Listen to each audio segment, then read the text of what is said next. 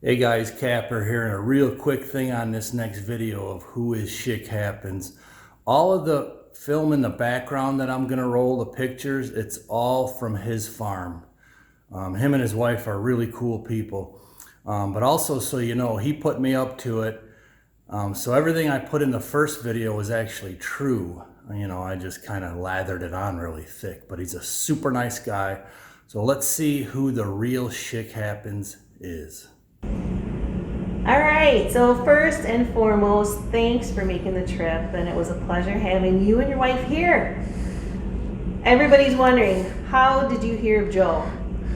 Okay, so believe it or not, about 7 years ago, when I was poking around on YouTube, looking for real estate, looking at outdoor properties, I stumbled across Joe's YouTube channel. And I think he had, maybe 50, 60 subscribers. And it was like a real estate video that he put up, just filming himself, looking at some property that he may was flipping at the time, talking about it. I don't know, maybe it was a sales pitch. But yeah, I stumbled across it, and every once in a while I'd go back to it, and then I'd see it was up to 1,000 members and then a couple thousand members, and he got more into the property flipping, property management, and I just kind of got hooked. So I've been following Joe for start point 7 years, following him really good because we had so much in common, really hard for about the last 3 years. So when did you first connect? When was that first one?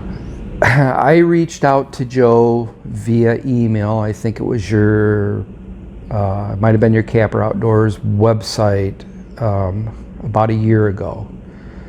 And I mean, I knew he was previous law enforcement, military, and I knew or assumed that he'd get a lot of out there trying to contact him, but we just, him not knowing it, we connected online.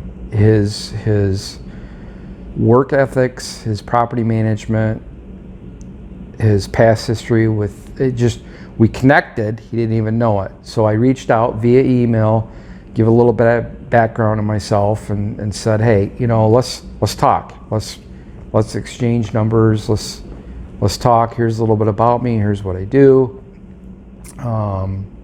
Here's what I'm about. We got a lot in common. Let's just get together. Let's chat. Let's talk.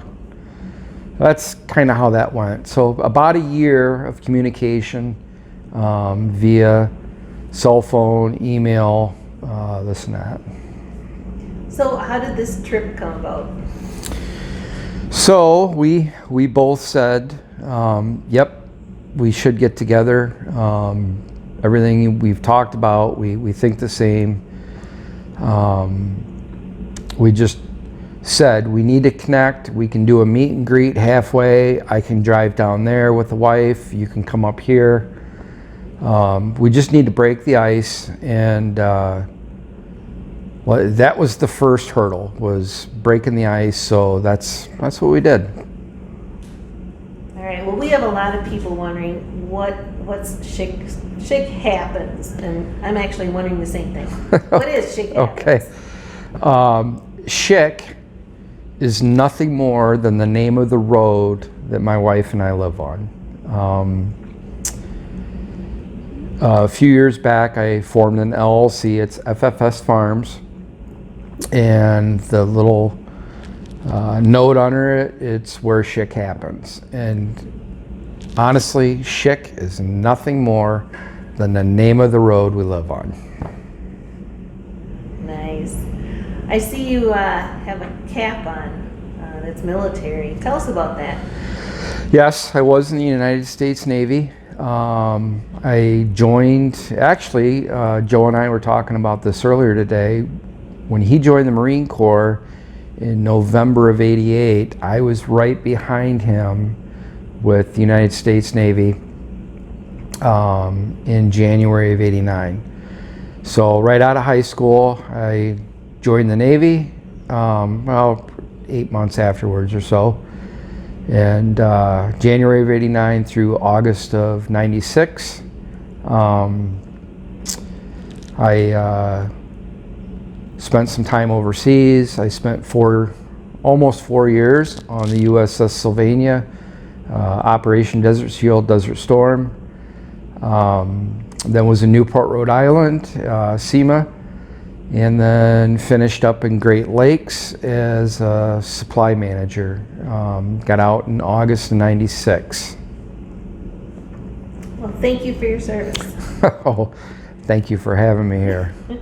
And you're someone with law enforcement too, right? Yes, when I first joined the military, I hadn't decided what I wanted to do. And my first command overseas, I was billeted for military police. So I went to Lackland Air Force Base for about 12 weeks for law enforcement training. So basically the first 2 years I was in the military, I was a cop. All right. So I hear you write articles. Who are those for and what are they about? Yes, I've always had a passion for writing. I was horrible in high school with all the classes, but for some reason I excelled in English. And one of my dreams was to get published in a magazine. I just wanted to write one article, get published, and I thought my life was complete. So back in '95, '96, I wrote an article to Fur Fish and Game about bullhead fishing with my dad. And the editor at the time, and I think he still is, Mitch Cox, sent me a letter saying he'd like to buy the rights to this article. And honestly, I felt like I won the lottery. But that was the kickstart. I mean, I've since the age of 16, I've been employed, and up till now, work a full-time job, but as a little side gig, I thought it'd be nice to write some articles. So I pursued that as a little part-time gig and started writing more articles, a lot of rejection letters, but to date, dozens and dozens of articles in outdoor magazines, Fur Fish and Game. I've been in Outdoor Life for quite a while. I was a field editor for the Trapper Predator Caller, and was a member of the Outdoor Writers of Ohio Association. Actually won a couple awards with them. Great honor. So yeah, one of my little side gigs is writing articles about wildlife, outdoors. So yeah, it's kind of a side passion. That's pretty neat. So you said you work full-time. What do you do during the day? As I mentioned before, first few years in the military I was law enforcement, but then switched to supply. I'm not going to go into details, but getting shot at's not fun. I just thought it was a good time to make a shift in what I wanted to do in life. So I got into purchasing, supply management, and kind of held that position for quite some time, still do. When I got out, I was a parts manager for an agricultural store, ordering all their parts. And then to date, I guess for the last 15 years, I've been a material planner purchasing agent for a local company where I live in Northwest Ohio. All right. So you have some property, right? Yes. Tell us about it. Yes. Again, 15 years ago when I took a new job in purchasing property in Northwest Ohio, come up, 110-year-old farmhouse with a 60 by 60 pole barn with 40 acres of property. A creek running through it, Mud Creek, and we probably have a 1/4 mile of riverfront as well. So it just fell into my lap. At the time, I thought it was a hefty price to pay. Looking back now, it was the absolute correct move to make. So I have 40 acres, some wooded, some tillable, and that's been my playground for the last 15 years with food plots, wildlife management, the whole 9 yards. And again, this is what drew me to Joe with his management.